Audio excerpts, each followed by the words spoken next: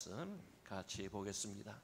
마태복음 12장 8절에서 13절입니다.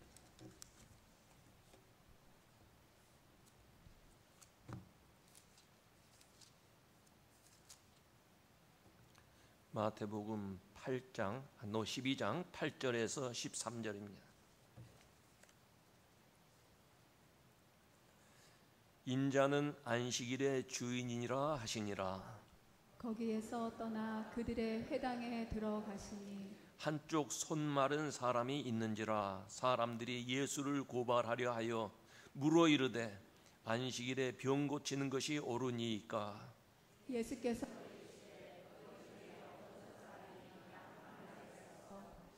의 구덩이에 빠졌으면 끌어내지 않겠느냐.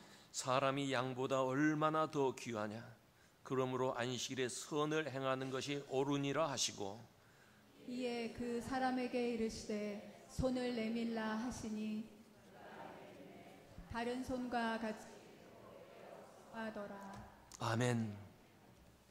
예수께서 이 세상에 오셔서 사역하실 때 천국 복음을 전하시고, 또 소외된 사람, 세상에서 버림받은 사람들, 그런 사람들의 친구가 되어주시고 위로자가 되어주셨습니다.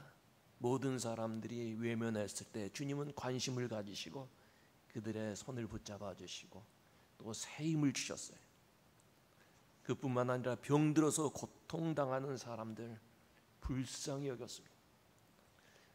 많은 의사들에게 가서 치료를 받았지만 고침을 받지 못하고, 또 심지어는 그런 물질이 없어서 그저 병에 고통을 당하는 그런 사람들, 우리 예수님은 불쌍히 여기셨어요.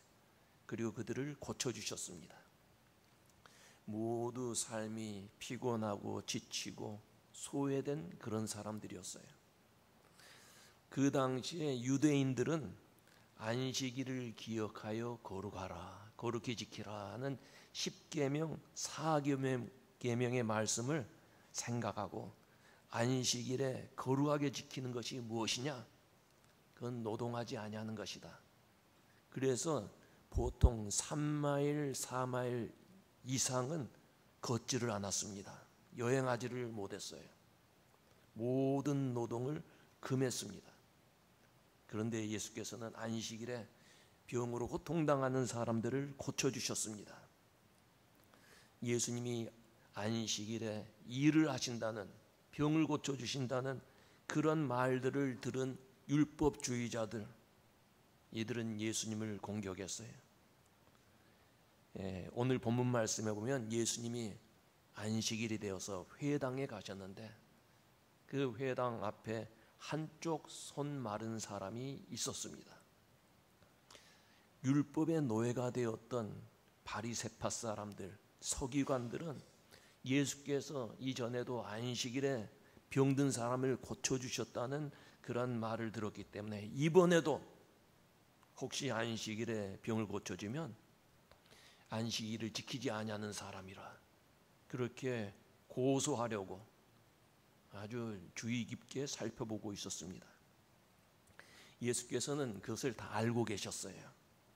그래서 주변에 있는 사람들에게 안식일에 선을 행하는 것, 그리고 악을 행하는 것, 생명을 살리는 것, 사람을 죽이는 것, 어느 것이 옳으냐? 이렇게 물으셨습니다. 그 자리에 있던 사람들은 대답하고 싶어도 바리새파 사람들, 사두개파 사람들이 보고 있었기 때문에 그저 눈치만 보면서 아무 대답을 하지 못했어요. 이때 예수께서 손 마른 사람에게 손을 내밀라. 그 사람이 손을 내밀 때 그의 병든 손을 고쳐주셨어요. 놀라운 기적을 우리 주님께서 안식일에 행해 주셨습니다. 본문에 보면 이 손 마른 사람의 손은 오른편 손이었어요. 오른손은 자주 써야 되지 않겠어요? 근데 손이 말라서 손을 사용할 수가 없었어요. 얼마나 그 사람이 괴롭고 힘든 삶을 살았는가 하는 것을 우리가 짐작해 볼 수 있습니다. 사람의 손은 우리 몸에서 아주 귀한 부분입니다. 사람이 머리로 생각하죠. 그러나 그 생각을 행동으로 옮기는 것은 손이기 때문에 이 손은 매우 중요한 지체입니다. 사람들은 손으로 많은 일들을 합니다. 그래서 우리 한국 사람들은 일과 손을 연결시켜서 표현하는 말들을 많이 만들어냈어요. 사람이 어떤 일을 시작하면 손을 댄다. 그리고 그 일에서 이제 그 일을 마치면 그 사람은 손을 뗀다. 그래서 손을 뗀다. 손을 대기도 하고 손을 떼기도 하고, 또 어떤 사람들은 말 안 듣는 사람들은 손을 좀 봐줘야 된다. 손 좀 봐줘야 된다. 그렇게 또 얘기를 합니다. 또 우리 교회처럼 음식을 풍성하게 이렇게 만들어서 대접을 하는 그런 사람을 보고 손이 크다. 우리 한국 사람들은 이 손에 대해서 많은 표현들을 했습니다. 손은 일하는 것과 직접적인 관련이 있기 때문에 매우 중요합니다. 그런데 여러분, 그 중요한 손으로 우리는 선한 일을 합니다. 이웃을 위해서 봉사하기도 하고 주를 위해서 헌신하기도 합니다. 그러나 반면에 그 귀한 손으로 못된 일을 하기도 합니다. 이웃을 향해서 손가락질을 하고, 또 그 귀한 손으로 남을 때리는 구타하는 손이 되기도 하고, 남의 것을 훔치는 손이 되기도 합니다. 성경에 보면 참 여러 가지의 손들이 있습니다. 아담의 손은 어떤 손이었나요? 하나님 말씀을 어기고 선악과를 따먹은 손이 되었습니다. 가인의 손은 동생 아벨을 죽이는 피 묻은 손이었어요. 가룟 유다의 손은 은 30에 선생님 예수님을 팔아 넘긴 배신의 손이었습니다. 빌라도 총독의 손은 죄 없는 예수님을 십자가에 죽이라고, 그리고 그 책임은 나에게 있는 것이 아니라 유대인들에게 있다고 넘겨주며 대야에 물을 떠다가 씻은 비겁한 손이었습니다. 그러나 여러분, 노아의 손은 어떻습니까? 하나님의 말씀대로 방주를 지은 순종의 손이었습니다. 아나니아의 손은 앞을 보지 못하는 바울의 눈을 안수해서 눈을 뜨게 하는 기적의 손이었어요. 욥바에 살던 여인 도루가라고 하는 여인의 손은 선행과 구제의 손이었어요. 이렇게 사람의 손은 많은 일을 하는데, 오늘 본문에 나온 병자의 손은 마비가 되어서 움직일 수 없는 손이었습니다. 겉으로 보기에는 양쪽 손이 다 똑같이, 다른 사람들과 똑같이 보이는 그러한 손이었어요. 그러나 한쪽 손은 힘을 쓸 수 없는 병든 손이었습니다. 여러분, 그렇다면 오늘 우리의 손은 어떠합니까? 선한 손입니까? 악을 행하는 손입니까? 건강한 손입니까? 아니면 병든 손입니까? 사람의 손이 튼튼해야 일을 할 수 있고 선한 일을 할 수 있는데, 우리의 손은 이런 일을 할 수 있는 건강하고 튼튼한 손입니까? 그렇지 않으면 움직일 수 없는 마비된 병든 손입니까? 주님 앞에 나와서 예배하는 우리의 손이 겉으로 보기에는 건강한 손 같지만 욕심을 채우려고 움켜쥐기만을 좋아하는 손이 아닙니까? 그리고 그저 자기 것으로 만드는 것을 좋아하고 손을 펼 줄 모르는 그런 손이 아니냐, 그 말이에요. 이 시간 손 마른 사람이 주님 앞에 손을 내밀어서 고침을 받았던 것처럼 우리의 손도 주님 앞에 내밀어서 고침받는 놀라운 은혜가 있기를 바랍니다. 예수 믿는 우리의 손은 메마른 손이 아니라 사랑의 손이 되어야 됩니다. 성도들의 손은 화해의 손이요, 용서의 손이요, 사랑의 손이 되어야 합니다. 요한복음 17장을 보면 예수께서 십자가를 앞에 두고 하나님 앞에 간절히 기도하는 기도의 내용이 있습니다. 나를 믿는 사람들은 다 하나가 되게 하옵소서. 아버지와 내가 하나인 것 같이 믿는 사람들은 다투지 말고 편만 들지 말고 갈라지지 말고 헐뜯지 말고 하나가 되게 하소서. 예수님께서 십자가를 앞에 두고 예수 믿는 모든 성도들을 위해서 기도하는데 하나가 되게 하소서 기도했어요. 예수 믿는 우리의 손은 어떤 손이 되어야 됩니까? 하나가 될 수 있는 손이 되어야 돼요. 다시 말해서 사랑과 용서와 화해의 손을 내밀 수 있어야 된다 그 말입니다. 하나님은 한 분이세요. 삼위가 계시지만 일체 하나님 아니에요. 하나님은 한 분이에요. 교회도 하나입니다. 믿음도 하나입니다. 세례도 하나입니다. 우리의 소망도 하나인데 예수 믿는 사람들이 하나가 되지 못해서 갈라져서 비판하고 원망하고 미워하며 산다면 하나님 앞에 부끄러운 거예요. 그래서 우리의 손은 사랑의 손이 되어야 돼요. 사람을 핥히는 날카로운 손톱이 세워진 손이 아니라 따뜻한 그리스도의 사랑이 담겨진 손이 되어야 합니다. 여러분, 사랑의 손을 먼저 내밀 수 있어야 돼요. 다른 사람이 내밀기 이전에 내가 먼저 사랑의 손을 내밀어서 하나가 돼야 돼. 사랑의 손으로 붙잡아 줄 수 있어야 돼. 그렇지 않으면 그 손은 말라버린 손과 똑같아. 병든 손이 되는 거예요. 예수 믿는 사람의 손은 치료의 손이 되어야 합니다. 어렸을 때 배가 아프면 할머니가 배를 살살 어루만져 줬어요.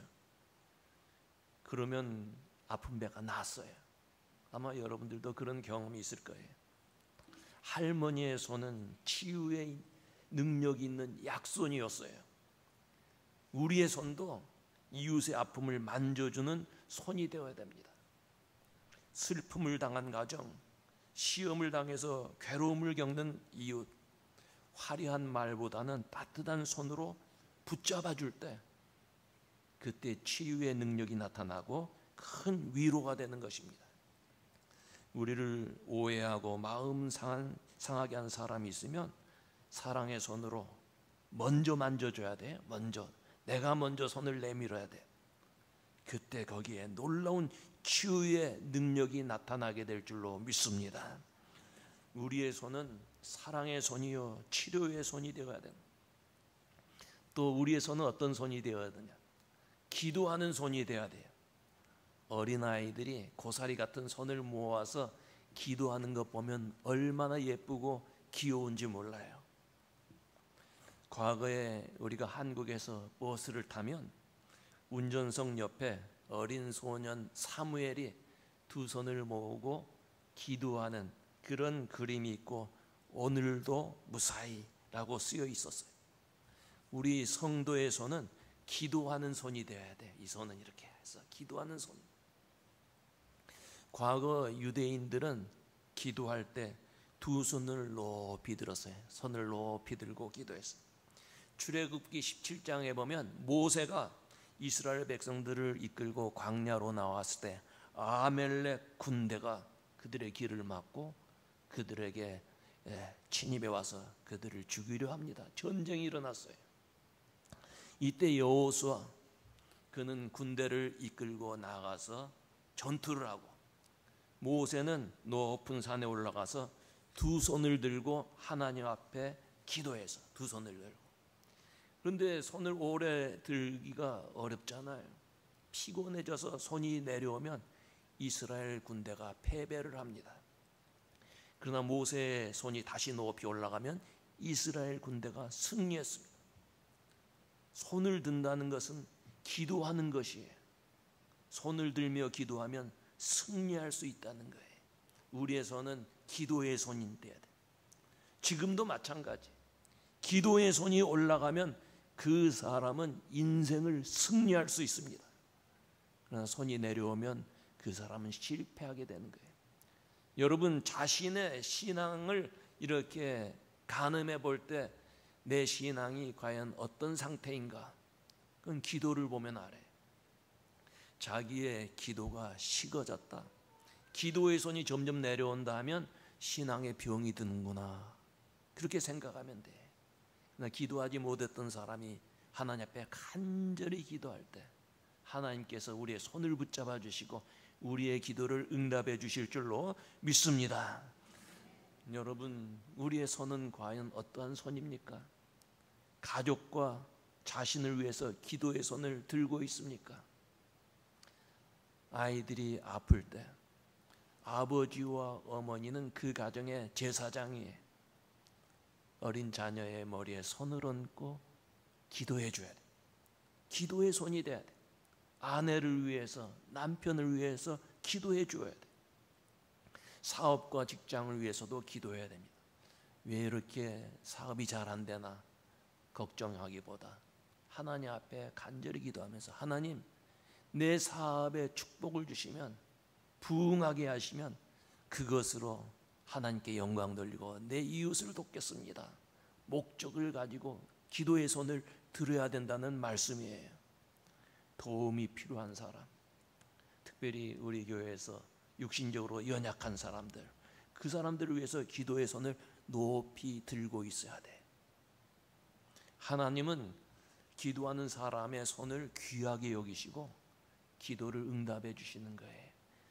제가 목회를 제 생애에는 다 하고 은퇴를 했습니다만은 제가 자신 있게 이야기할 수 있는 것은 기도하면 응답하신다. 참 여러 가지의 많은 일도 있었지만 기도하면 하나님께서 선으로 응답해 주시고 기도를 반드시 이루어 주시는 그런 하나님이셨어요. 기도의 손을 높이 드시기를 바랍니다. 여러분, 그래서 디모데전서 2장에 보면 기도하는 손은 무슨 손이라고 했느냐면 거룩한 손이라 그랬어요. 기도하는 손은 거룩한 손이라. 여러분의 손은 거룩한 손이 되시기를 바랍니다. 우리의 손은 사랑의 손, 치유의 손, 기도의 손이 되기 위해서는 건강한 손이 되어야 돼요. 그런데 우리의 손이 연약하기 때문에 언제 내려올 줄 몰라요. 언제 우리의 손이 마비될지 모릅니다. 그래서 우리는 연약한 손을 주님 앞에 내밀어서 주님의 능력의 손을 붙잡아야 돼. 우리의 손이 비록 약하다 할지라도, 우리의 손이 비록 약하다 할지라도 주 앞에 내어놓으면 주님의 강한 손이 우리를 붙잡아 주셔서, 그래서 우리는 우리의 손으로 위대한 일을 할 수 있고 능력의 손이 될 수 있는 거예요. 이사야서 41장에 보면 두려워 말라, 놀라지 말라, 내가 너를 굳세게 하리라, 참으로 너를 도와주리라, 참으로 나의 의로운 오른손으로 너를 붙들리라. 다시 하겠어요. 언제까지 하느냐? 아멘 할 때까지 할 거예요. 두려워 말라, 놀라지 말라, 내가 너를 굳세게 하리라, 참으로 너를 도와주리라, 참으로 나의 의로운 오른손으로 너를 붙들리라. 아멘, 아멘. 이럴 때는 아멘. 제가 지난 수요일 날 말씀드렸지만 아멘은 무슨 뜻이냐 하면 그 헬라 나라 말이에요. 그리스 말인데 진실로 그런 부사지만 그 말의 뜻은 뭐냐면 두 가지가 있어요. 하나는 그렇습니다, 또 하나는 그렇게 해 주십시오. 두 가지의 깊은 뜻이 있어요. 하나님, 우리나라 평화 통일되게 해 주시옵소서 기도하는데 누가 아멘 했어요. 그럼 그건 무슨 뜻이에요? 그렇게 해 주세요, 그런 뜻에서 아멘 한 거예요. 하나님, 우리 교우 가운데 누가 참 몸이 아파서 괴롭습니다, 고쳐주시옵소서. 아멘, 그렇습니다, 그렇게 해주세요, 그런 뜻이에요. 그래서 우리 예수 믿는 사람들은 아멘을 할 수 있어야 돼요. 하나님의 말씀 순종합니다, 그렇습니다, 그렇게 해주십시오. 그래서 할렐루야 하면, 할렐루야는 무슨 말이냐면 할렐루, 그 말은 찬양하라 그 뜻이에요. praise, 찬양하라. 야는 야훼 하나님의 하나님, 그러니까 하나님을 찬양하라. 이게 할렐루야예요. 교회 나오면 그 또 히브리 말도 배워요. 히브리 나라. 이게 히브리 말인데 할렐루야 그런. 제가 전에 그 국민학교 어린아이들 가르쳤어요. 그 교회에서 주일학교 선데이 스쿨 선생님이었어요. 근데 아이들이 그때 전부 다 할렐루야를 배워가지고 할렐루야로 인사했어요. 길을 가는데 교회 안 다니는 제 친구가 같이 가는데 주일학교 아이가 저보고 할렐루야 손을 들고 이렇게 했어요. 이 친구가 깜짝 놀래가지고 야 제가 너보고 하이틀로 한다 그래. 하이틀로 하고 할렐루야 할렐루야 아멘 하는 거야. 아멘. 우리가 하나님의 말씀이 내 마음에 와서 부딪히면 아멘. 나의 의로운 손으로 너를 붙들리라. 우리의 손이 병들어서는 안 돼. 시들어 버려서는 안 돼. 주를 향하여 손을 들면 주의 의로운 오른손으로 우리를 붙잡아 주실 줄로 믿습니다. 마태복음 14장에 보면 제자들이 갈릴리 바다 어둠 속에서 풍랑을 만났어요. 몹시 제자들이 두려웠습니다. 근데 그때 예수님께서 물 위를 걸어오시는 거예요. 얼마나 놀랬겠어요. 그리고 얼마나 기뻤겠어요. 베드로가 너무나 기뻐서 예수님 나도 물 위로 걷게 해주십시오. 예수님께서 오라 그래요. 그런데 몇 발자국 가자마자 풍랑이 일고 막 파도가 치는 걸 보면서 두려워서 겁이 나서 몇 걸음 가지 못해서 물속에 빠졌어요. 베드로가 손을 내밀어서 주여 나를 구원하옵소서. 이때 예수께서 베드로의 손을 붙잡아 주시고 물에서 건져 주셨어요. 여러분 우리도 마찬가지예요. 험한 세상에서 죄악의 물결, 절망의 파도가 우리에게 닥쳐와서 우리 인생을 위협할 때 주여 나를 도우소서 손을 내밀면 주님께서 그 능력의 손으로 우리를 붙잡아 주시고 우리를 보호해 주시는 것입니다. 주님의 손길이 닿는 것은 생명의 역사, 회복의 역사가 있게 됩니다. 아침 햇살이 비치면 아름다운 꽃이 활짝 피고 새들이 날아와서 노래하듯이 주님의 손길이 닿게 되면 우리의 삶도 생명 회복의 역사가 일어나고 즐거운 찬송, 감사의 찬송이 넘치게 되는 거예요. 오늘 주님의 손이 사랑하는 우리 교우들 손을 붙잡아 주시고 주님의 손길이 여러분의 인생에 닿아서 인생이 새롭게 변화되고 구원의 놀라운 은총이 있고 주를 감사할 일이 많아지는 여러분들 되시기를 바랍니다. 본문의 병자는 오른손이 말랐다 그랬어요. 그런데 말랐다는 것은 신경이 마비되었다는 그런 병입니다. 우리 하나님과의 관계도 마비가 되면 오른손 마른 손 사람처럼 영적 힘을 잃어버리고 비참한 삶을 살게 되는 거예요. 구약에 보면 구약뿐만 아니라 신약까지도 성경에 가장 힘이 있는 사람은 누구냐? 바로 삼손이었어요. 근데 삼손이 어떻게 그렇게 힘이 강했느냐? 하나님의 말씀에 순종하고 그의 삶이 하나님과 연결되었을 때 그를 당할 사람이 없었어요. 그러나 그렇게 힘이 강했던 삼손이 하나님과의 관계가 마비되었을 때 이방 여인의 유혹에 넘어가게 돼. 머리카락이 다 잘려지게 돼. 손에 힘이 다 빠져서 블레셋 사람들에게 잡혀서 부끄러움을 당하게 되었어요. 여러분, 주님과의 관계가 마비가 되면 우리는 세상에서 우리 영적 생명, 힘을 다 잃어버리게 되는 거예요. 오른손이 말랐다 하는 것은 왼손은 건강한데 오른손이 병든 것이 균형이 깨어졌다는 얘기예요. 한 손은 힘이 있는데 한 손은 힘이 없는 거예요. 균형 없는 손이 되었어요. 물질은 많지만 마음이 허전한 사람, 균형 잃은 사람, 사회에서 존경을 받지만 가정에 문제가 있는 사람, 균형을 잃어버린 사람이에요. 교인이라고 하는 이름은 있는데 행함이 없는 사람, 모두 한쪽 손에 힘을 잃어버린, 균형을 잃어버린 사람. 여러분, 우리 가운데 이처럼 균형을 잃어버린, 균형이 깨어진 삶을 사는 사람이 혹시 있습니까? 하나님과 나와의 관계가 마비가 되어서 균형을 잃어버렸다면 주님 앞에 손을 내밀어서 영혼, 육이 강건해지시기를 바랍니다. 오늘 본문에 보면 두 종류의 사람이 있어요.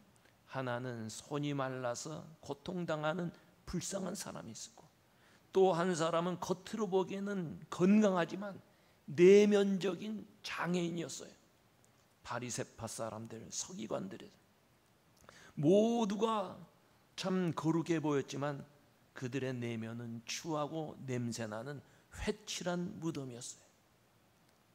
여러분, 손이 아픈 사람이나 심령이 병든 사람이나 모두가 주의 도움이 필요한 사람들이었어요. 근데 이 두 종류의 사람들이 오늘 우리들의 모습일지 몰라요. 외모는 훌륭하지만, 사회에서 인정받는 사람이지만 바리새파 서기관 사람같이 남을 판단하고 교만한 마음을 가지고 그 내면이 병들어 있지 않습니다.